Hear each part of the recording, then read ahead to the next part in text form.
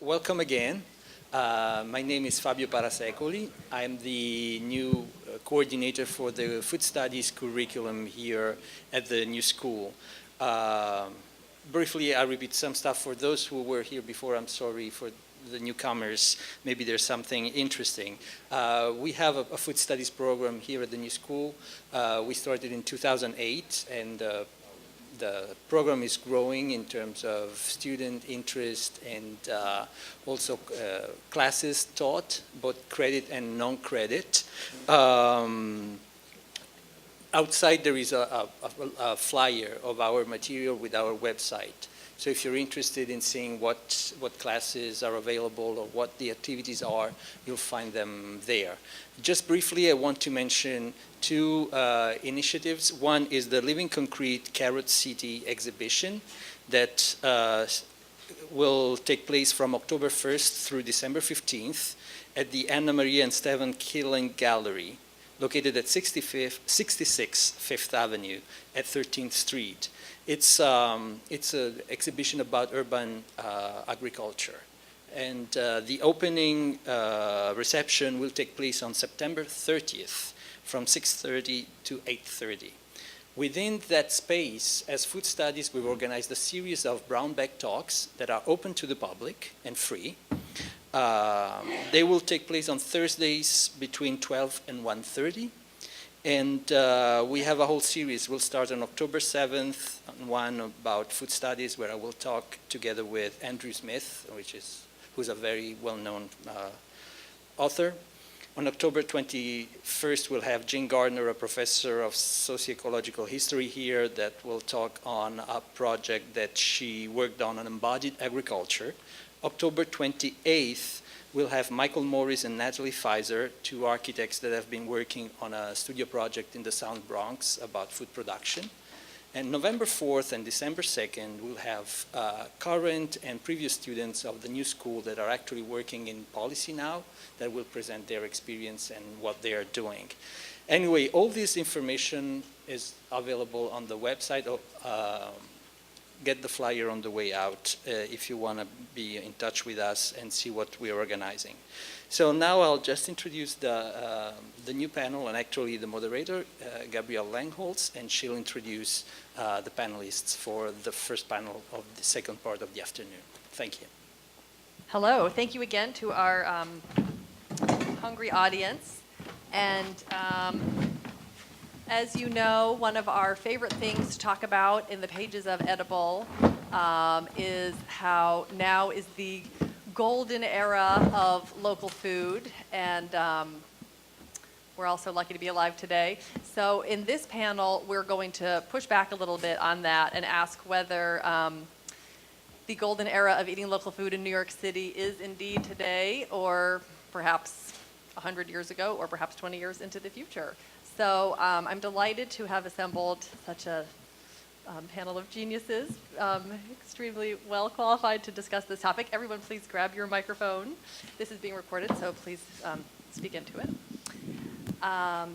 So I'd like you to just super briefly describe your role in the universe, and then we'll dive right into the subject at hand. But on my immediate left is Rebecca Federman, who is the culinary archivist for the New York Public Library, a position that I didn't believe existed until I was introduced to her, which I can't wait to mine her brain. But do you want to tell us just a little bit about your role? Yeah, and that title is a little bit made up anyway, so there. So is mine. Okay, great. So I am the culinary collections librarian at the New York Public Library, and which means I work with the collection development team on 42nd Street primarily in terms of getting the cookbooks we should be getting. I work with periodicals to be sure that we're getting the all across the spectrum, small press and mainstream press periodicals and culinary ephemera, and I work with the rare books librarian to be sure that we're getting antiquarian and rare books. And within the rare books division is the restaurant menu collection, and there are about 40,000 menus that date back to the 1840s. 40,000 menus. Wow. Give or, yeah. No, we haven't really done a precise counting, so that would be a nice project. Around 40,000. Yeah, no. So it's interesting how many different kinds of researchers come in to consult the menus in a variety of different ways, from graphic novelists to historians to culinary historians and chefs who just want to see what people were eating and how menus were designed and organized. Great. Looking forward to hearing about how that's changed over the decades.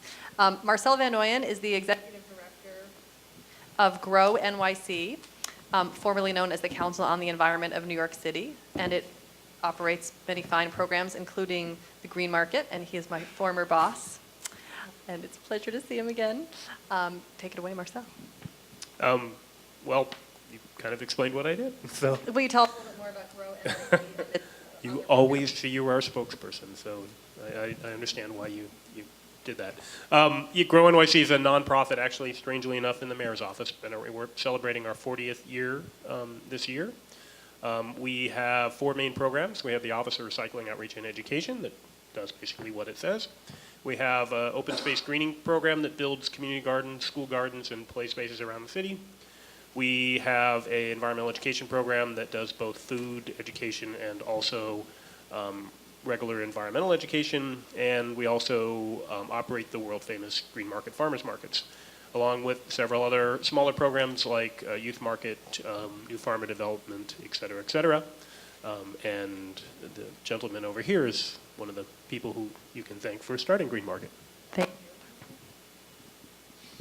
you. Mary Cleaver is an extraordinary chef. Her company, the Cleaver Company, is both a caterer, catered my wedding, and also operates a small but just expanded eatery in Chelsea Market called the Green Table. And she is not a self-promoter, so she's not sort of the face of local food as some other chefs are always vying to be, but she is, I don't know if it's fair to say the most committed, but she is certainly tied for the most committed farmer advocate person in the kitchen that I've ever met. So Mary, tell us a little bit about your history in this world. Okay, thank you, Gabrielle, and it's a pleasure to be here and sitting next to Bob and Marcel and Rebecca. But Bob made my life in the food business happen because he started the Green Markets. And I didn't understand when I moved to New York in the late 70s why you couldn't find a local tomato in August in New York City, but you couldn't. And Bob and his pals made it all happen. So I'm very grateful for that, and we've been working for these many years to bring more and more and more and more local produce and animal proteins and fish and all matter of edible and beautiful things into the marketplace here for the population of New York City to enjoy and benefit from. And we have still a lot of work to do because, for example, on the school food, I just got the procurement list for school food, and the only squash listed is zucchini. So now we have to get local food into our local institutions and begin feeding more of our population than those who can just go to green markets or come to nice restaurants or have catered events. So that's where we're going, I think. Why is it bad that the only squash listed is zucchini? Because it's a summer squash? Yeah, because there's only one. And that should be more biodiverse? And there should be butternut winter squashes. Oh, there should be winter squashes. Yeah, so there needs to be a broad list of produce that can be served in the New York City public schools, and they should be sourced locally, in my opinion. And Robert Lewis is, as was just alluded to, on the team that gave birth to the first Green Market back in 1976. The first 3 or 4 actually opened that year, right? And along with Barry Benepe. And I believe in 1977, he went to his current employer, the New York State Department of Agriculture and Markets, where he is now special assistant to the commissioner. Tell us what that means, Bob. Yeah, it's a title, like, you know how titles are. They don't really describe what you do. Just a few corrections. two planners put together Green Market. Barry Benepe, who was Adrian Benepe's father, the Parks Commissioner, a visionary planner, city planner, architect, historian, landscape architects, and myself, a regional planner, environmental planner, and this was in 1976 when we actually met the previous year in the context of the Council on the Environment, the predecessor name to GrowNYC, when it was holding its first national conference on the urban environment, a very important subject. This was in the heyday of the environmental movement in the 70s. So Professor René Dubois was involved from Rockefeller, and Barry and I met in the context of that, and as two planners concerned with sustainability before that word was really in vogue, we kind of overlaid our various interests, cities, rural areas, food, markets, and it all sort of came to the idea that the city and the country needed to be reconnected in a very profound way, because they had drifted apart, unfortunately, all over the world, not just in New York City, but certainly New York City being kind of the epitome of urbanity. As they say, if you could do it here, perhaps you could do it everywhere. Anyway, so that's the genesis of the Green Market, and it was under the auspices of the visionary Council on the Environment, GrowNYC, that we could even do this, because the thinking there was about both the food, quality of, taste of, and the farmers struggling in the perimeter and beyond of the city, very much struggling, and ultimately the city itself, the city's fabric, the city's society, the city's vitality. So those elements, and culinary history as well, because we were trying to revive the heirloom products that are in those pages. So all of that is what kind of came together. And later, not too long after, 1978, that's the other little correction I wanted to make, I was fortunate and able to create a position within the State Agriculture Department, which for most people, I assume, would think it's an upstate entity, but it actually has an office in the city which deals with primarily food safety issues. But the idea was to bring the consciousness of regionalism, if you want to call it that, and urban-rural networks back into the forefront of the State Agriculture Department's thinking. So I was fortunate to be able to do that, and then a lot has happened since then, which I guess we can talk further about. So I know that was a lot, but No, that's wanted terrific. to clarify. Yes, a lot has happened since then. So I think the narrative that we hear a lot, or maybe even tell a lot, is that, well, I think maybe even somebody said it today, maybe Mary, you said it, that in 1976, you couldn't find a local tomato in season, and that I think Ed Yowell has said it was an era of wilted brown lettuce, mealy apples, and hard pink tomatoes, even though we're an hour driving distance from some of the best agricultural land in the nation. So, look at us now. Look at every menu that lists every farmer and rooftop farm sprouting all over. So there is this narrative that we've arrived, and all is terrific. But I just wanted to hear people's thoughts on, well, especially way back when, on how true that is. So. We ran a story in Edible Manhattan about the Washington Market, the location of a Green Market today in Tribeca. And Mary, you started out not far from there. But I was amazed at the descriptions of local seafood, local produce, bear, steaks. So take us back in time. This panel, I think the description included the phrase time capsule. So let's open the time capsule a little bit, whether 200 years ago or 20 years ago, and what came before. Well, I think the first farmers market that came, that was sort of an organized farmers market in New York, I believe was 1650s. Is that right? Yeah. 1659, I think. I'm Dutch, so that was my great-great-great-grandfather. Van Oyen Market. Where was it? Where was it? It was, there was one right by Bowling Green that was sort of a cattle area where people could bring their cattle and park them and that kind of a thing. And then there was the fly market, which was before the Fulton market. Bring their cattle from where? They were being raised in Manhattan for beef. I assume they were coming from not upstate, but I mean like the Bronx and Westchester area. That's what I'm assuming. Manhattan It was was all- actually wild. Yeah, I mean, at that And the point, fu- there There was was no a Central very Park. Say the small village. area Right. of where the Right. sort of concentration was. Right, so it was, the island of Manhattan today was wilderness or farmland at that time. Yeah, in the 1650s, it was definitely that way. So then there was the fly market, which I believe is at Maiden Lane. And then there was the Fulton Market and Washington Market. So there's been a long history of marketplaces. These are 19th century, yeah, markets. And I mean, looking at some old, our earliest menu is 1840. And those menus do not sort of state the provenance of the dishes. They're largely hotels, French menus. There is an early menu that's 1901 from a restaurant called Arnold's on Water Street that is proud to sort of serve eggs coming straight from Rockville Centre, Long Island. And it has a thing on the back about where they get a lot of their food from, and if they don't mention where their food is from, they still care about the quality of the food. So I think, that's rare. I wouldn't say that there are many sort of specimens that talk about exactly where the food is coming from.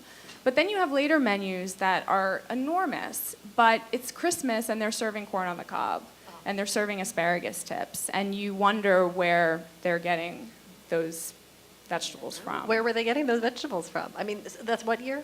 That was like What- 1917. You can look at So the teens. the trains. Yeah. Yeah.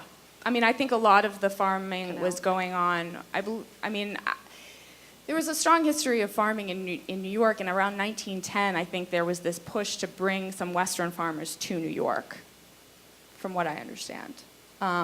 Western farmer. Tell me a little bit about that, the push. Well, Like an apparently early Pride after of New the York Civil campaign? War, there was sort of a decrease in the farmland, not in farmland, but in the number of farms, and farmers were leaving. And so Well, that's around the time, too, that the Brooklyn Bridge was built, was like the year after. 1883 was Brooklyn Bridge. Yeah, right after the Civil War. And so Brooklyn must have been somewhat transformed. Well, by the time the Brooklyn Bridge was built, I believe Brooklyn was already one of the third largest city in the U.S. So it was pretty, and Brooklyn was, the Brooklyn Bridge was built, and a lot of people were moving to Brooklyn or had already lived in Brooklyn. But the upstate farms, I believe that there was sort of the land value went down upstate after the Civil War, and that there was this push around 1910, 1912 to get farmers from more western states to come to New York and start farming. And apparently there was a corn exposition, I believe in like 1909, that advertised New York farms and why you should move there. And so apparently Sounds like it the worked. flyers distributing the grapes of wrath. Yeah. Reminds me of, this wonderful opportunity, come and establish, wow. Exactly. So I don't know too much about the history of New York land, but it's interesting to sort of see the ebbs and flows. So, okay, more time capsule. I'm looking at you too. Well, I know the Brooklyn, I know, was a lot of farmland. And the Well, Brooklyn- buttermilk channel was the cows used to go out to Governor's Island, walk across, right? And graze on Governor's I read Island. in Cabbages in Kings County that in the 1880s, Brooklyn was the second most productive agricultural county in the U.S., second only to, anybody want to say? Second only to Queens as the single most productive agricultural county in the U.S., which makes sense before you're talking about long-distance transport in Long Island, that to have a metropolis, even though, even back then, you had to have very productive farmland right nearby. Also the oyster beds. I mean, New York Harbor was the largest oyster bed in the world, and they used to be the bar snacks, just plates Like peanuts. plates of oysters, to make you thirsty and buy more booze, right? So. And a Okay, lot you of just the- convinced me that I was indeed born too late. I know a lot of the sort of Gilded Age restaurants had farms in Brooklyn where they would get their material. Like Delmonico's had a farm in Brooklyn where they would get a lot of their produce from. And a lot of Chinese restaurants in Chinatown had farms in Queens where they would grow things as well. So there's that history More to things it. change, huh? Yeah. Marcel? Yeah. I'm guessing that since most people ate their food from farms or bought it from farmers nearby their house, that it wasn't a big deal to have it listed on a restaurant. So that's That's why it wouldn't changes have appear been in made. text. Right. I'm actually surprised that there is an example in 1901 of someone saying, I mean, why would someone say that? Like, as opposed to what? I mean, there was no, like, Iowa DaCosta then. Why? You know, I don't know. I'm surprised. Yeah. I'm sorry, but Mary, you were time capsuling for us. And you can talk about the time capsule of the 70s, too. I mean, we're, on the one hand, hearing a little bit of this great heyday of the 19th century or even before, but, so you moved here in the 70s? I moved, in the late 70s, and I started washing dishes, and then I started cooking, and I used to actually shop. I had a job cooking for executives in Midtown, and I would shop at the Jefferson Market, and the only way we I don't know had what the local Jefferson toma- Market is, I'm Jefferson sorry. Market was on 6th Avenue between 9th and 10th, and a lot of the people who worked, there was a family-owned business, and they lived in New Jersey, and the guys would just bring in produce from the farm stands in New Jersey to sell. So that was how I got local food before I discovered Union Square, and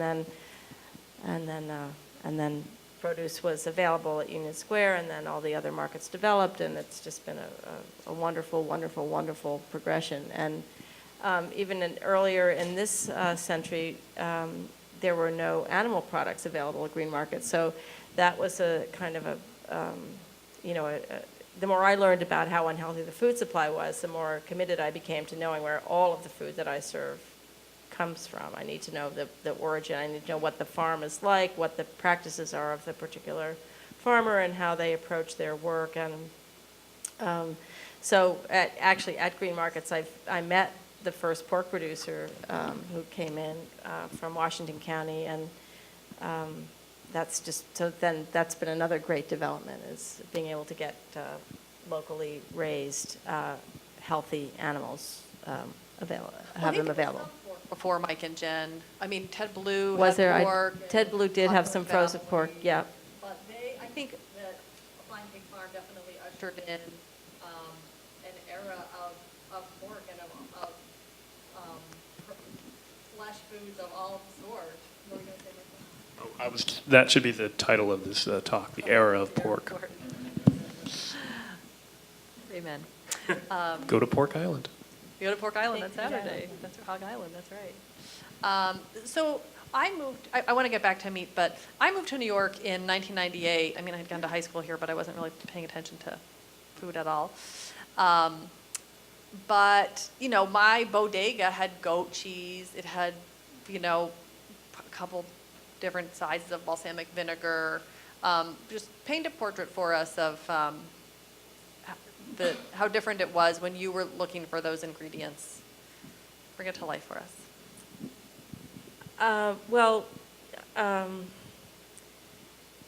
I think at that, I'm trying to remember back, I think at that time we did, my first job actually cooking was at a fancy food shop on the Upper East Side, and the cheeses there were wonderful, wonderful cheeses that came mostly from France.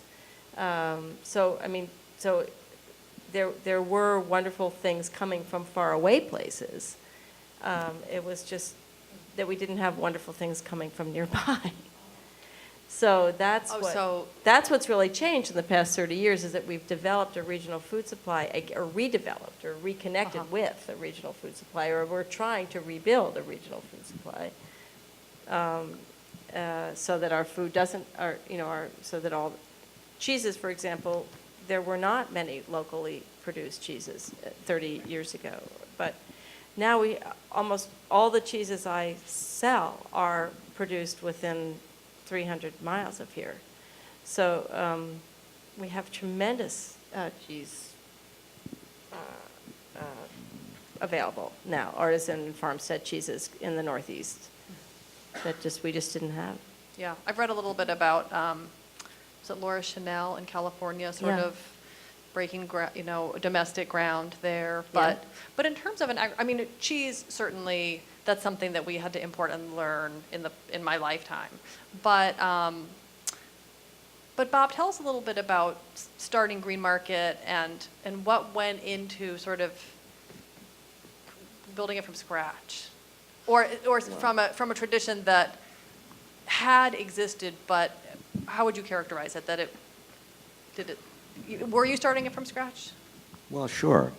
I mean, the farmers who first came to Green Market hadn't sold retail in the city ever. I mean, they had sold wholesale and delivered, in some cases wholesale, to the city, to merchants in the city, to wholesalers in the city, who, for the most part, took their product during the summer season, whether it's sweet corn or beans or cabbage, what have you.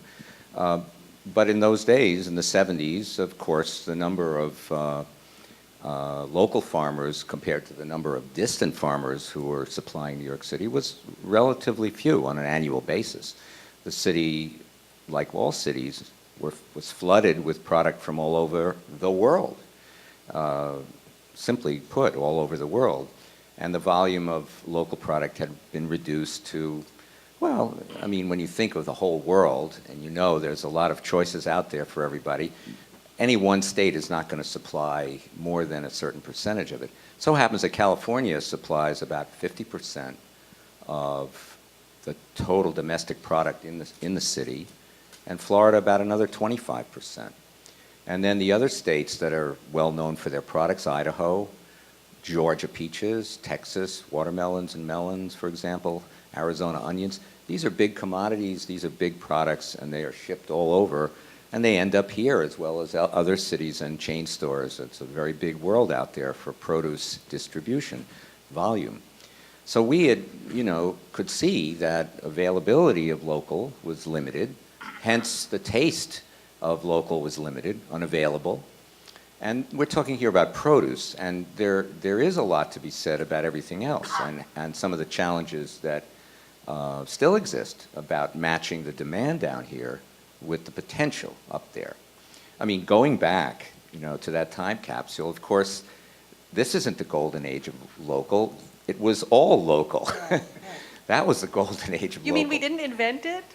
No. In the past decade? I mean, all those presidents on all those stamps and coins, they all ate only local and only organic, by the way. So all of these folks really had the benefit of that system back then. And the state had many, many farmers, as did New Jersey.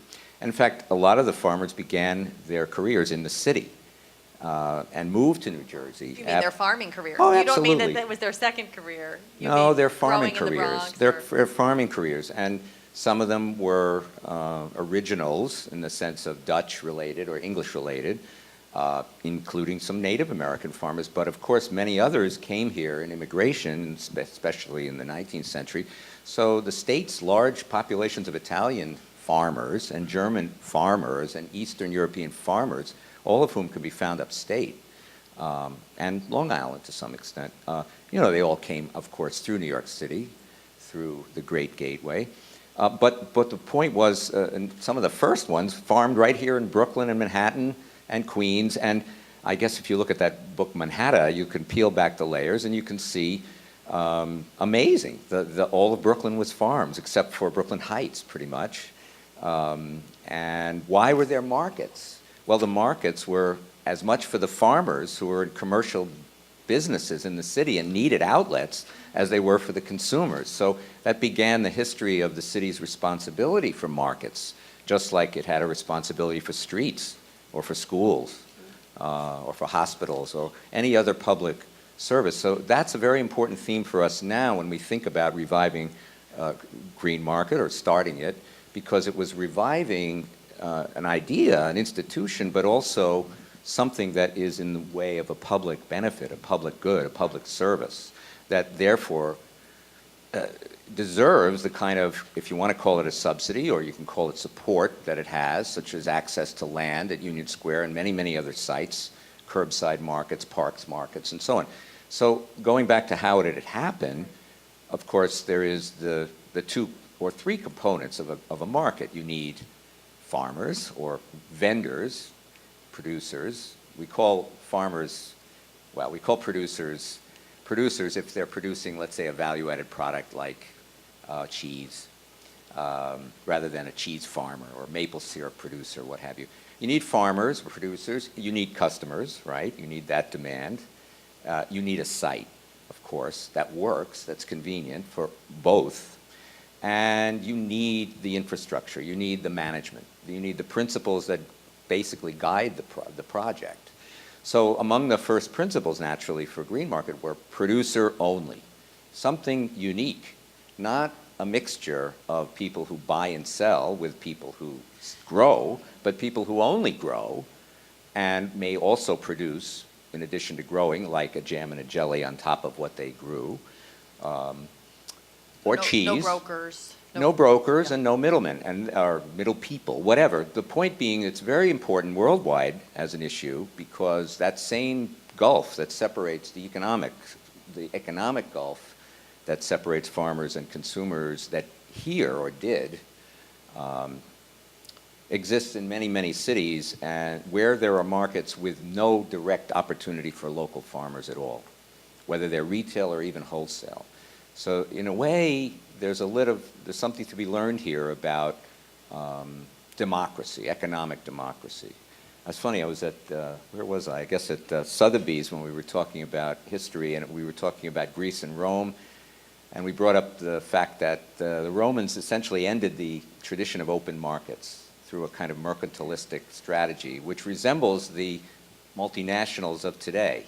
So in a way, I'm not going to say the decline of Rome occurred because of the end of markets, but I think it contributed to the anti-democratic phenomenon of marketing around Rome. And whereas, of course, in Greece, which invented just about everything, democracy-wise, the markets, the agora, the famous agora, the word we use to talk about open space markets, that was a place for fascinating exchange between urban and rural. But just getting back, I mean, we needed... I should have known that if I need said the time rules. capsule, you'd go, I'm Bob sorry. Lewis would go all the way back to the Agora. Well, No, I love it. Thank you. Now, these are important themes because they really do relate to the future of the planet But I'd love and for the you- economic systems that are operating or not operating. Hear, hear. But I'd love to hear just kind of a visceral description of Union Square then, Well, so different from what we know if today. anyone was around then, you'd see a windswept, empty space, with, people kind of huddled inside the park behind hedges. And what were they huddling about? Well, they were, dealing. And people considered the place unsafe because people weren't there. Of course, that's what happens when people populate a place. It becomes safe. And interestingly enough, Green Market has an amazing 35-year record of safety. And that is in terms of the safety considering the volume of dollars that go through it and the volume of sales that go on. I mean, you really don't hear about, and let's not even suggest it, but the point is it's safe because it's visible and it's populated. So you had a windswept plaza, you had a park that was designed actually to keep people out of it, and the park has been improved, and those hedges came down. And of course, there's a lot of new innovations at the park. But the place was gaunt. I mean, it was unfortunately like so many other city spaces that were observed by William White, who, basically developed the concept behind the Project for Public Spaces and the sociology of small urban spaces and the importance of activity to replace those windswept plazas. And so the green markets and other activities like them really filled a void. It filled a void, and oddly enough, it's been given awards as public art, not just as food systems innovations, but actually as a aspect of city life that is artistic and contributes to the city's public environment. So all of a sudden, what was empty became active, and I have to say quickly that it's the result of city officials that were themselves visionary, that were willing to allow this to happen. Right. Commissioner of Consumer Affairs, city planning, even back then in the mid-'70s, were willing to listen to us as planners. Yeah. Maybe that helped. I wonder how that compares. I want to circle back and connect how that compares to the willingness of city officials to listen today and see that kind of potential and opportunity.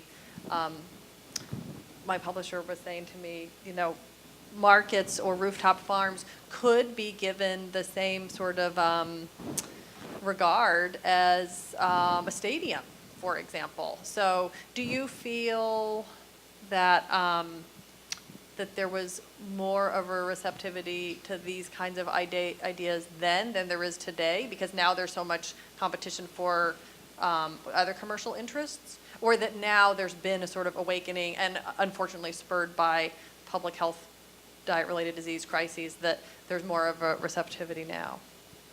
Or Marcel, do you want to? Well, You don't have the point of comparison. yeah, I can't go back too far. Been Well, here tell for, me about today then. well, I can talk about, I work for Mayor Bloomberg, so yes, there's a lot of receptivity. I actually do mean that. Because I hear the stories of the former ED and the other people who ran Green Market and the other programs, how there was a time when they were really not considered part of the government, in the sense that they weren't considered part of the, finding a solution to all the problems that the city has, whether it's increasing public space or bettering parks or fighting health or, problems, all those things. And now they look at us as a real partner in those efforts, and I think that's terrific. And I'm going to jump back and just give my personal view about the time capsule issue, which is I think that this is not particularly the golden age, but maybe the second coming of the golden age, in the sense that there was this weird time in the 50s and 60s when, and I blame the space program, where we decided everything had to be put in packages and everything had to be freeze-dried and reduced to its lowest common denominator, and food science burgeoned, and we decided that there were 10 nutrients that we needed, and everyone needed them, and we could boil everything down to a powder and just eat it with a stick and call it a day. Better eating through technology. Exactly. So, and everyone forgot what flavor was. And tomatoes in the city were, for some reason, someone decided that they had to be on a styrofoam pack. They had to be wrapped in 3. And then you talk to our farmers who the Union Square wasn't the first market, the first green market. It was actually where the Tram Plaza is. By Bloomingdale's. By Bloomingdale's. And when they opened up the first day and Bob brought the farmers there was like kind of this gang rush of people who ran to the stands, and farmers thought there was a famine going on in the city. And there's these wonderful stories of, these, beehive women arguing with the farmers about their eggplant, saying, there's something wrong with it, there's something wrong with it. And the farmer's going, it's a perfectly good eggplant. And they go, it's not mushy, there's something wrong.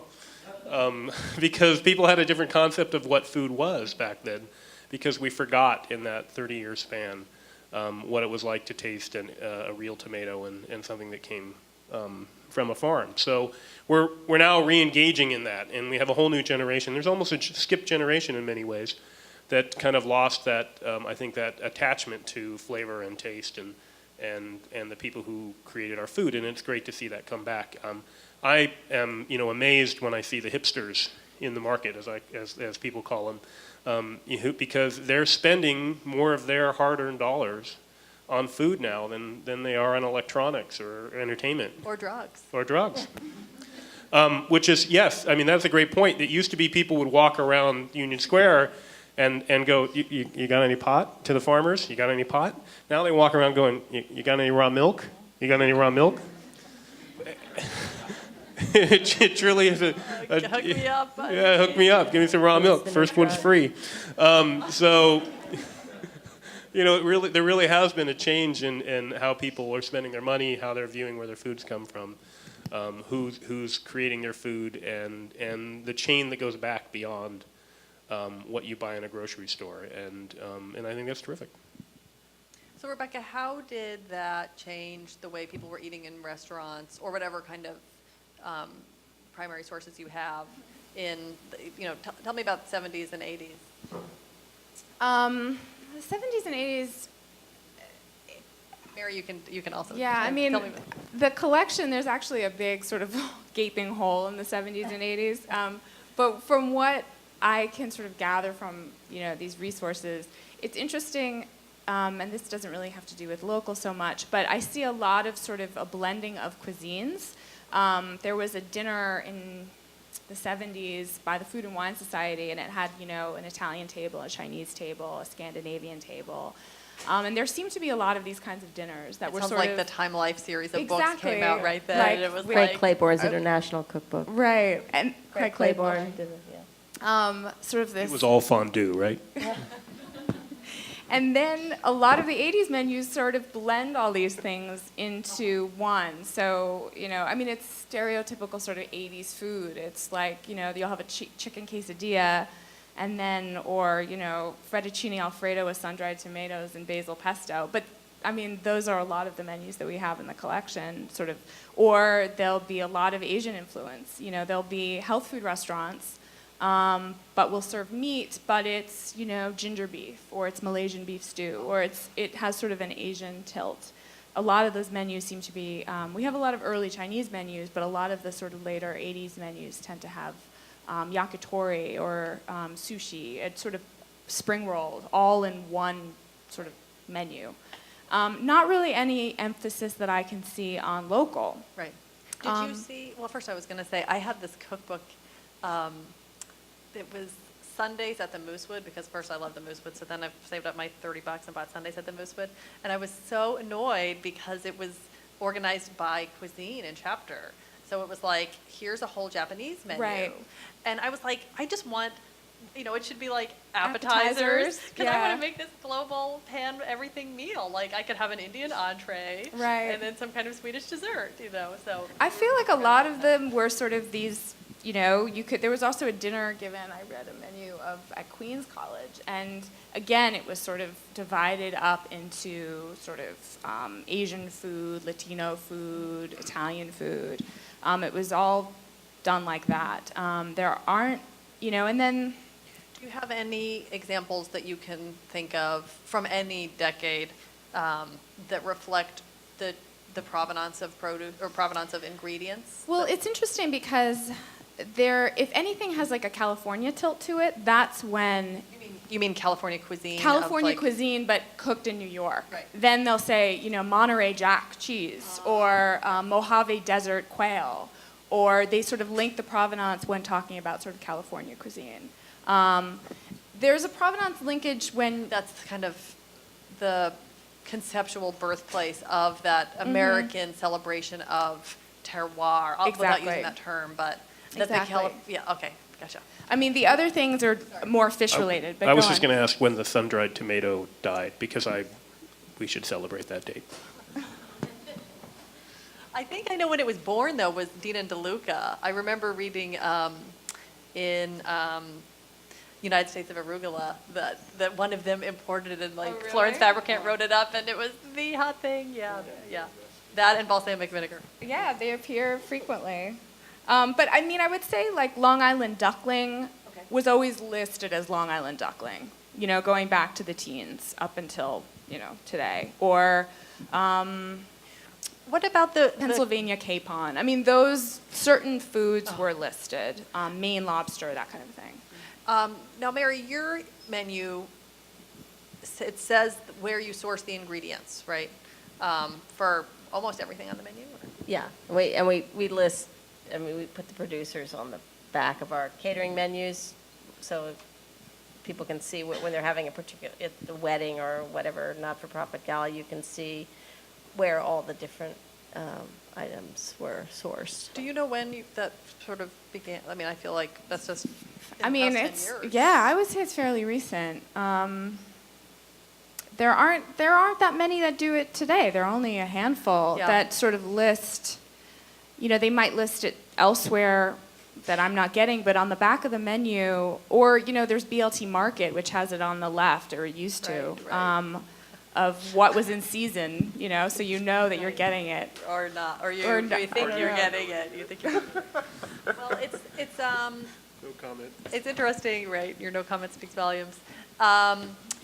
It's interesting to hear you say not that many actually do it today, because I think it's easy to live in this bubble and kind of the way you would say, like, well, nobody owns a car. Nobody in America, nobody actually watches Fox News, but actually it's just nobody and it's everybody else in America. So, I walk around in this bubble thinking, like, every single restaurant in New York now sources responsibly. Every single new place that opens, every single stuff, goes to the Green Market every morning, and, but it's not the reality at all. It's the places that I read about in the media that I consume, in the like liberal media that I consume, but the places where I go. But even in Brooklyn, which in some ways is held up, certainly by Edible Brooklyn, as I don't want to say the capital, but a fervent supporter of this ethos. I mean, what are we talking about? 30 restaurants, 50 restaurants out of thousands. So, that's another place in this topic that I wanted to push back a little bit on this notion that we're in the golden era. I mean, let's have a little bit of a reality check. Most of the food consumed in New York right now is completely industrially sourced, right? I mean, what percentage, no? Tell me. Yeah. I mean, 98% is Uh-huh. not from New York State of produce in the city. 98%. And think of all those oranges and all those bananas. You have to talk into the microphone. Leave your mic. Think of all those oranges and bananas. Sorry about that. I mean, of course, not one of But those is you from have to New York compare State. apples to apples, Bob. Yeah, literally. Well, that's what we have done, actually, Marcel. You know that. But, I mean, when you Mary look, when you're trying to actually make an impact on this, you do have to look at it in terms of competitive advantage. And that's basically what the farmers are up against. And when we're dealing with competition from Canadian romaine, subsidized by Canada in a way that it's not subsidized in the United States, is that, Well, isn't An raw produce example. a I'm specialty sorry? product? Hmm? Isn't that because our government doesn't subsidize specialty products like vegetables? Right, basically, that's right. They don't, the USDA does not.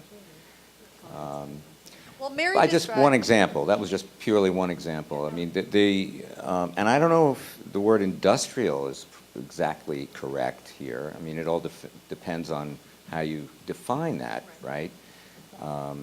Because there are certainly a lot of product coming from New Jersey, probably another 3% of the total compared to 2% from New York. Yeah, because of a huge amount of commercial vegetable production in South Jersey. But milk, I mean, that's almost all from New York. As you begin to look at what's going on, you have to ask where it comes from, look on the label. It's really helpful, and I think that's what we want children to do. We want everyone to start saying, where is it from?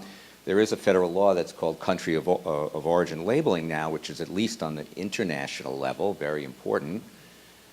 Domestically, it's you don't always know. Let's face it, until the federal government requires it, or the states step up and use the pride, like this logo on my lapel says Pride of New York. That's a New York State identity for a box, for a product. It's a big subject. Yeah, it is a big subject. Well, the way Mary described, almost with horror, or I certainly felt some shudder, that you couldn't find a local tomato in season.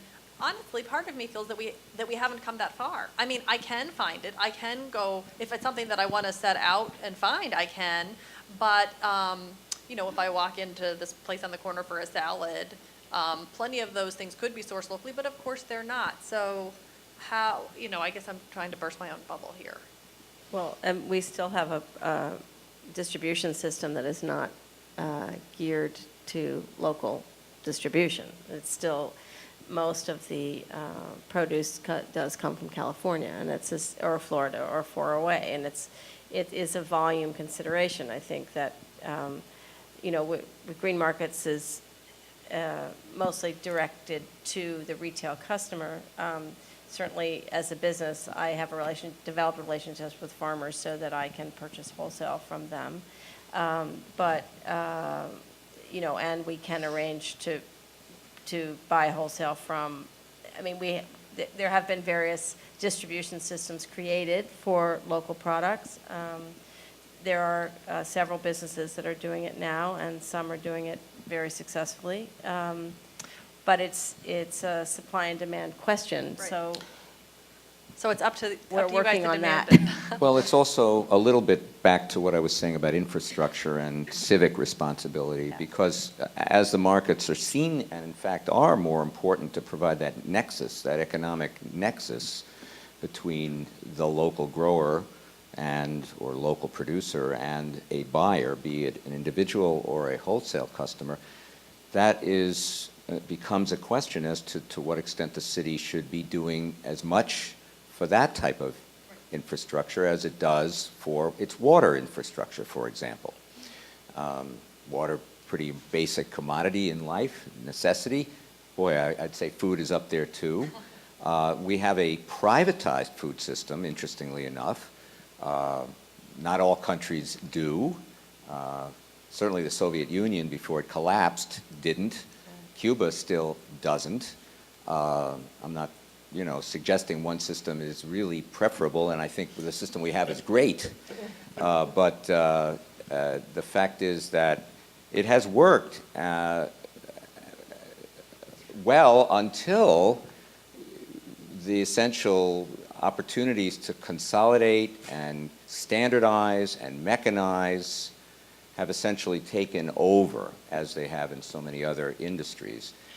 Water is a different story. It's sort of fungible, but food really has to be taken care of if it's going to taste well, if it's going to be nutritious, and if it's going to be affordable. So those elements which come up every time we talk about policy, whether it's school food or farmers markets in, let's say, Bushwick, East Harlem, Far Rockaway, Coney Island, those are important issues that we need to recognize. So for the city to make available a public plaza makes that food more affordable than if it were required to be sold in a private system. Yep. They don't have to pay rent for a Right. for a store. Well, there a is market rent. Farmers sorry. do pay Yes. enough to Yep. green market for its management. It's very important that they do, But Manhattan prices would be Right. so much higher. Right. So when it gets to the wholesale level, what I'm leading to here is the discussion of the type of wholesale market infrastructure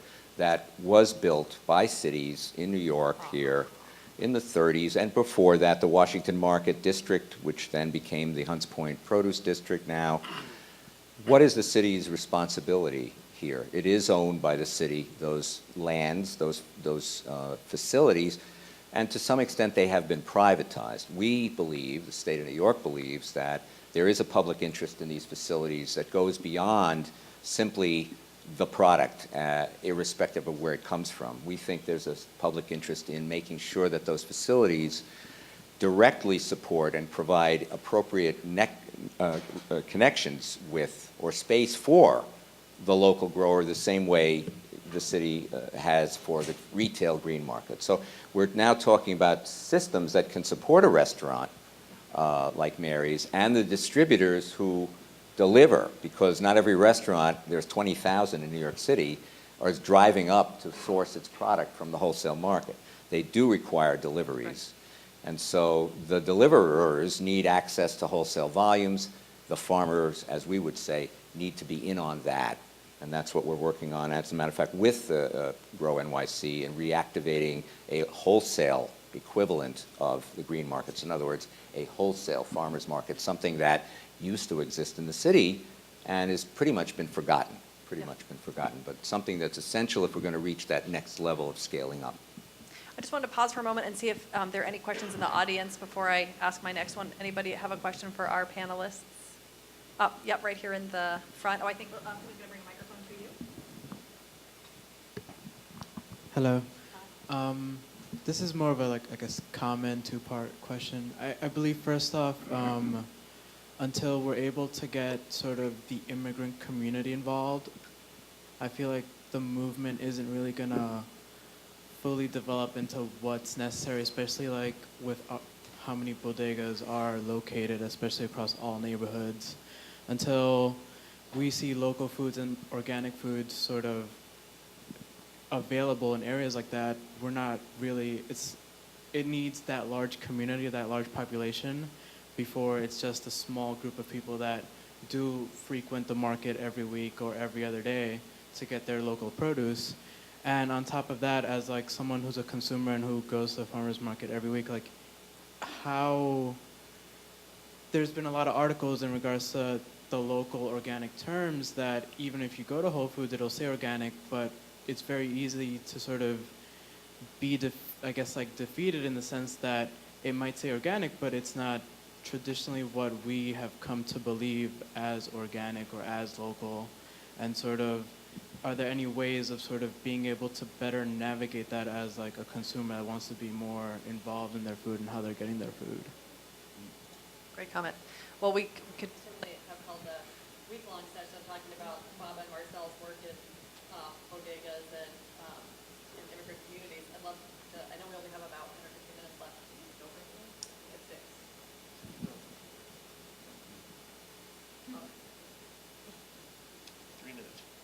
Okay, Marcel, would you please spend the next 3 minutes answering that question? Certainly. Starts now. We have a number of programs that deal with those issues. We have a new farmer development program that works mostly with immigrant farmers from Central and South America, trains them to Were you farm. here in the first session? Okay, we Yeah. talked about that a little Okay, bit. Go ahead. great. Just Well, a then I'll little move on. We have a program that we're working with the Department of Health to, with Red Jacket Orchards to source for bodegas in central Brooklyn, and also raising money so that they can install coolers so that they can keep the apples fresh.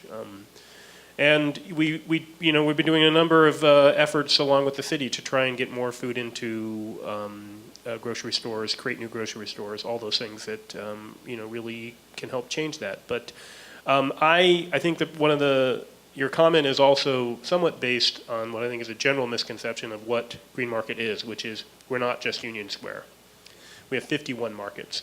Go to Poe Park in the Bronx. Go to 175th Street.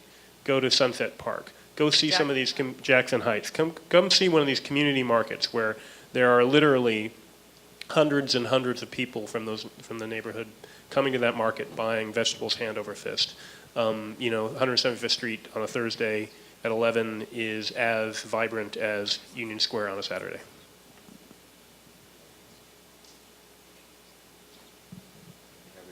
Pardon me.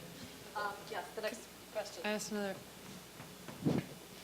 quick comment and question, I guess. I appreciated your response or comments about the city's responsibility to make the space available, to help bring the two components together.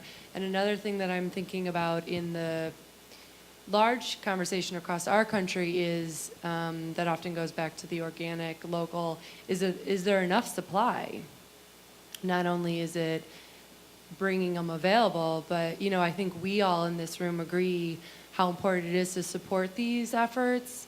And your comment, I think, about the bodegas goes back to it, and it's great to hear that there's these efforts by the city helping to facilitate that. But I think an important thing to remember is the bigger picture of supply to the masses versus the bubble that you were referencing. I mean, I think it's this conflicting. Is that a major obstacle? I mean, I would think infrastructure is a major obstacle. Maybe there's demand, maybe there's resources, purchasing power. Is limited supply an obstacle to our utopia? Again. Oh, you use the mic, please. You can use Mary's mic. Yeah. It's a fascinating subject. There's limited supplies of certain items, and there's very large supplies of other items. I mean, New York is among the top states in the United States in certain produce items, apples, cabbage, And some of which are official ingredients of the week this week, including cauliflower. sweet corn, onions, and so on. So, this is a situation where, ironically, we ship sweet corn to Florida in the summer because it's too hot to grow sweet corn in Florida in the summer. Of course, their sweet corn comes here in the winter.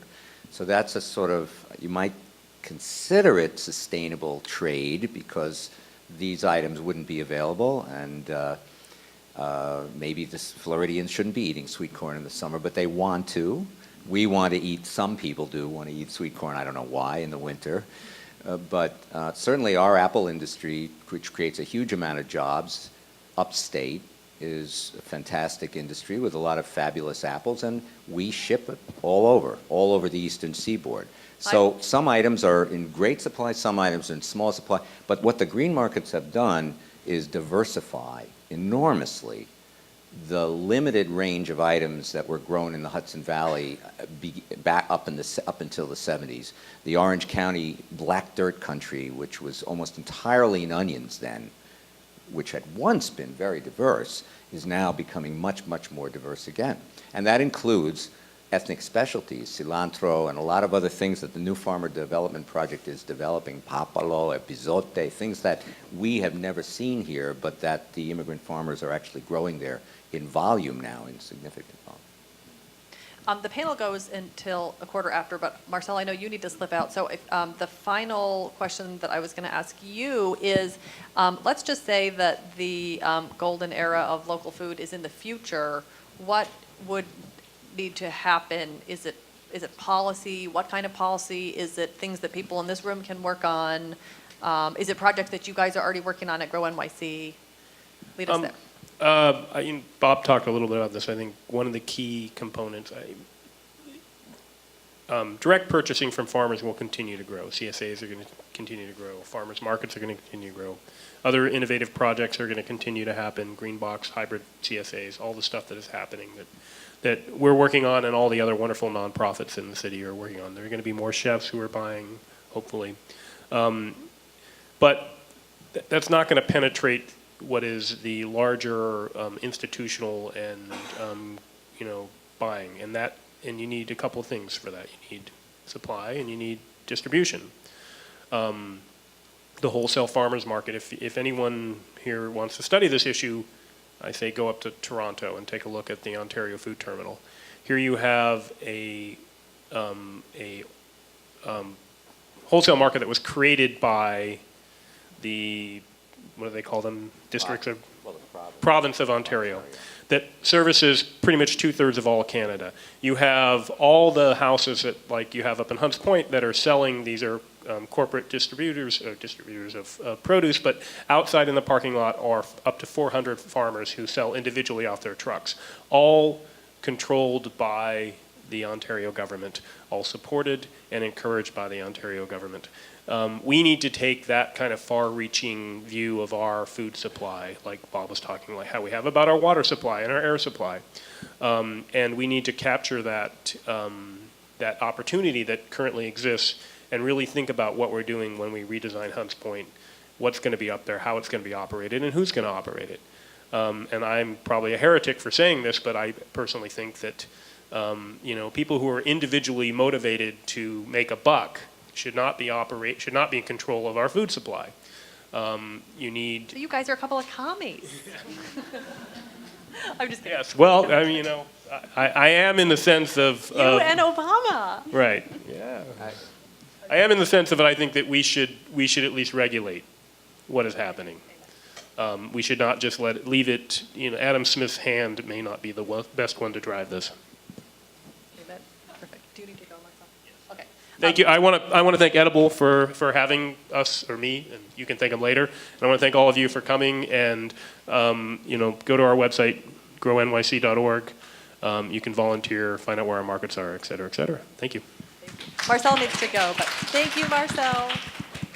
Have a wonderful dinner as part of Eat Drink Local Week. What was I going to ask you next? I wanted, though, to comment on your comment. I feel like I'm on Facebook. On your status about the terms, and maybe invite anybody else to comment on that. I don't think we ended up addressing it about how organic has gotten co-opted. And I mean, I think that it's simply going to be the case, here I'll be a commie too, that people in business notice trends, notice demand, and will package and sell what people want to pay for. And it's going to be hard to stay ahead of that, but how to navigate that? How can you know that what you're buying is, that the package is real? I mean, there are so many examples of eggs that say raised right, and it looks like it was handwritten on there, and it's just designed by a firm, and raised right, what does that mean? It makes me feel great, I bought them. And then I got home and I was like, and then it says right on there, no hormones given to these chickens. And then in tiny, tiny print, it says it's actually illegal to give hormones to chickens in the United States. They're just capitalizing on my enthusiasm about seeing that phrase on milk. So what can possibly be done besides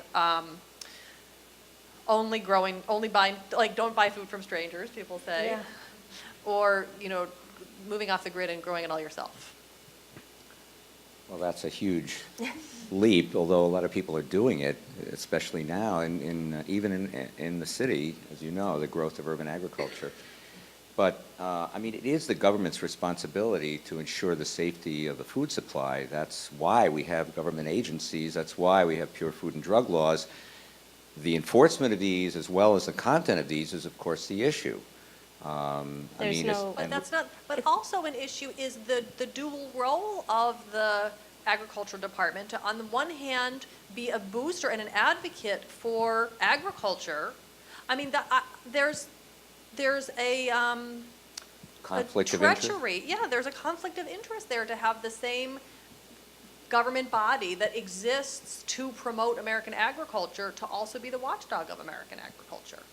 Right. I do think the administration is trying to do something about that fragmentation in Washington. I'm only speaking, I mean, in New York State, we have absolutely no, connection between the food inspection services and the few of us who do economic development, really. The food inspection operations are all about science. They are all about the sophisticated labs that we have and the testing that we do, the Department of Ag does. And there's probably a need for more of it, and probably, there's no way that an inspector can visit every store every day But the or kind every of restaurant inspection every day. that But you're you're talking about about is- labeling, among yeah. other things. I mean, So- I don't know the answer. So a labeling with organic, I mean, the system, as you probably know, there's a federal law now. That was the product of a great deal of effort by advocates everywhere. 10 years. Yes, so no one should underestimate the significance of that organic rule. I mean, you have the current Deputy Secretary of Ag, Kathleen Merrigan, who was here at the New School not long ago, I mean, in a position to be essentially the enforcer or further enhancer of an effort that she was part of, which was a very huge struggle. Now, of course, there are small growers who were organic long ago and who were philosophically opposed to large-scale agriculture and government in general, and so some of these people have refused to even accept the organic label. They believe that it's been watered down. Others feel it's not been watered down to the point where it's meaningless. It's actually quite meaningful.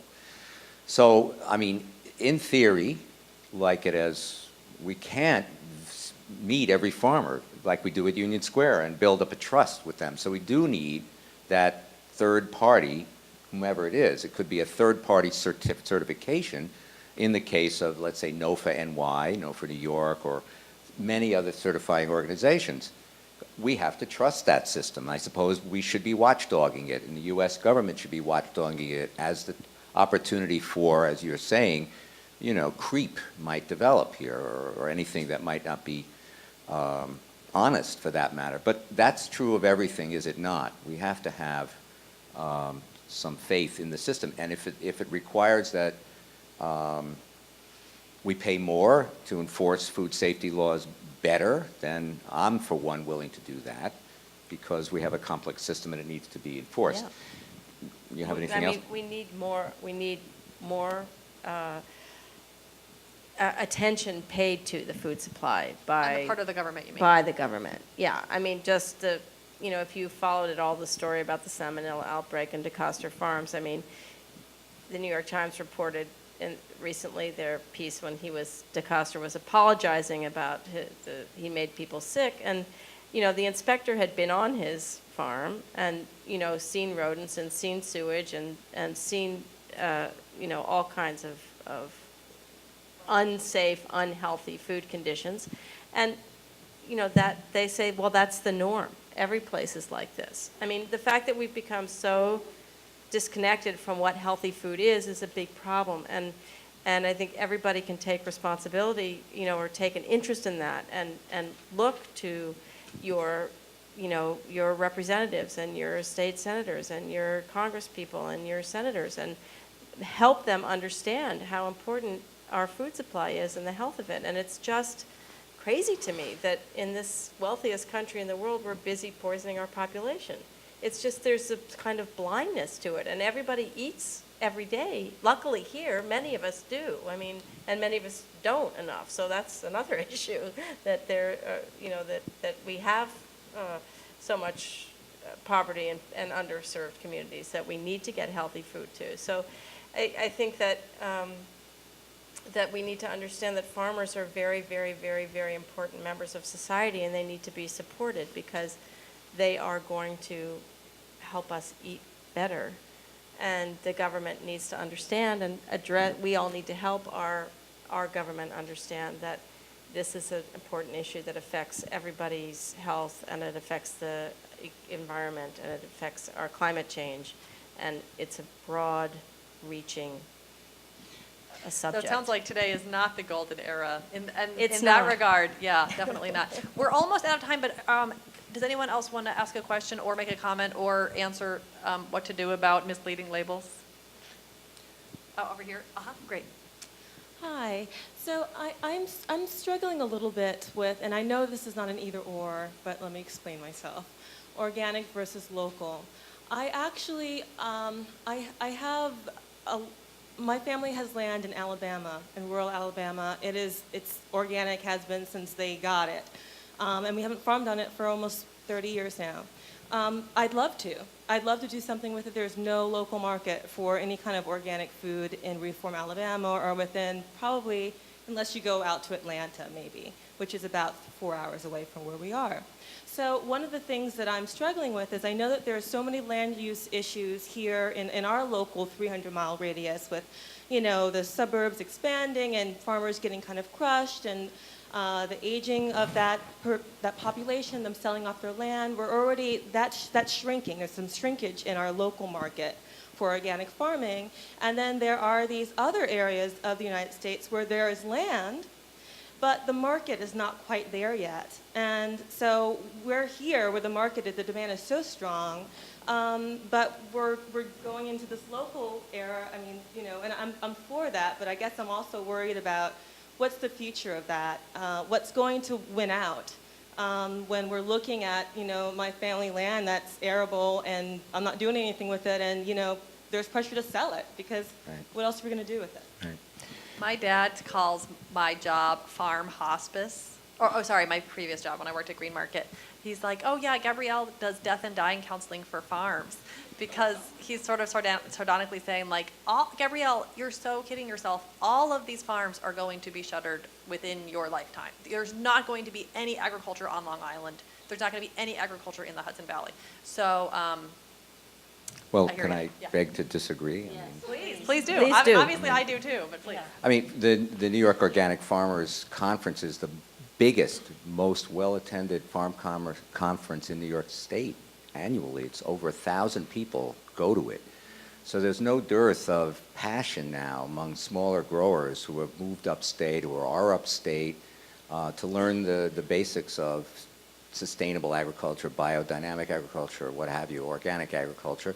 So, and I do think this is not just in New York State.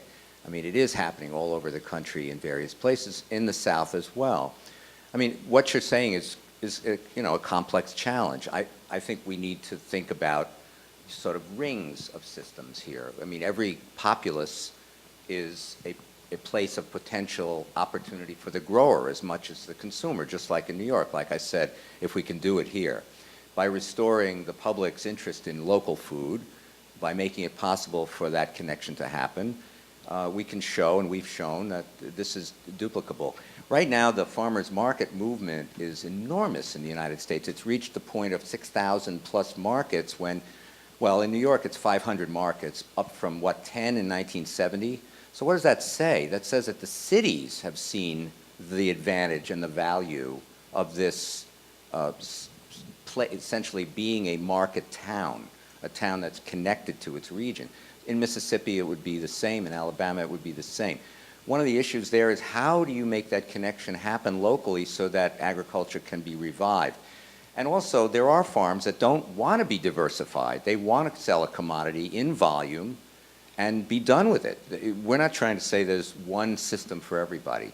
So there are a Federation of Southern Cooperatives that is moving volume, significant volume of greens to public schools in the South as a result of an investment in cooperation. There's a lot of bright spots going on there. Of course, sitting here, you wouldn't know how many there are. But those who go to national meetings on community food security, for example, there's the conference coming up in New Orleans on it It's a fascinating conference because it's about the very issue of both the farmer and the city. Community food security involves distance, cost, local versus foreign. It involves local self-reliance, urban agriculture, involves CSAs and cooperatives, it involves farmer cooperatives. All of these tools of the trade are being explored all over the place, and it involves farm to school and farm to hospital, and these are all big challenges to do. But it is happening, and I would say that folks from down there are channels to get up here. Believe it or not, there are ways of doing it, and but it requires a personal kind of one-on-one discussion over the actual details of that particular farm. But as we expand the number of markets and the number of connections between folks, we're going to see this really blooming. One last thing I just want to say, one little tiny piece of the puzzle we're trying to do right now is, that the food stamp program in New York is big. Does anyone know how big it is in terms of dollars? Anyone hazard a guess? 5 million, 50 million, 500 million? It's 4 billion in New York State, 4.3 billion, and it's in the city alone, it's 2 billion or more. Now that's $2 billion that is coming in to New York City in the form of essentially food assistance that's available for healthy food, if people spend it on healthy food. And nationally, of course, it's the biggest piece of the safety net there is. So, and it's a sad commentary, of course, that it's as big as it is. It's all due to, of course, the economy and the type of society we have, I guess. But it's also an opportunity. I was just going to say that one of the things we've done in New York is we've basically innovated a wireless system for the food stamp program, which is now on debit cards. We actually talked about this in our first panel in response to a customer from this. I was Good. going to say, could you Well, I'm could glad you did. I'm connect just saying afterwards? that if this bill passes, if Senator Gillibrand gets it in this fall, one way or another, it's going to open up the possibility of this everywhere in the United States, which is very, very important because it's essentially technological power that allows an individual farmer or an individual market or an individual route vendor who drives from place to place to access that enormous power of that money. That's a true stimulus power. And it's not just for the money, it's also the product, so people can spend it. So the green markets have spiked enormously in New York in food stamp redemptions. And all of the markets, I was going to say, by the way, there are 50 green markets, but there are actually 120 markets in the city sponsored by other local organizations throughout the 5 boroughs. Many, many of them now have wireless systems for this, and many of them are also accepting the WIC farmers market checks that we've been doing for about 20 years for seniors as well as infants and young mothers. That's also a national program. So what we've been able to do is turn the tools of nutrition, healthier, better nutrition, which is one part of the USDA, believe it or not, the biggest part, actually, by far in terms of dollars, toward the local grower as a stimulus. And that cycle has been proven to be very, very successful. So when Marcel says going up to Poe Park, going up to 175th, we can say do it, because you'll see all this new procurement going on, plus the education that's going on at the same time. So I'm not trying to paint a rosy picture, but one of hope. Yeah. That some of these things can be done. That's We're all. going to have And to that leave they're it there, unfortunately, because we're out of time. But I loved teasing Marcel about better eating through technology, when that's exactly where we ended up with a different digital technology. I think it has to go the other way. Okay. With digital technology enabling that kind of path to the future. So before I conclude this panel, I just wanted to remind everyone that this is day 2 of Edible's Eat, Drink, Local Week. This is one of the flagship events, and that includes all sorts of meals and experiences across the city. So if you're thinking about what you're going to do for dinner tonight, check out our website. But I hope you're not going to dinner just yet, because we still have a drinks panel coming up right after this break. Thank you so much to our panelists. I wish we had all day to talk Thank you. Thank you for having us.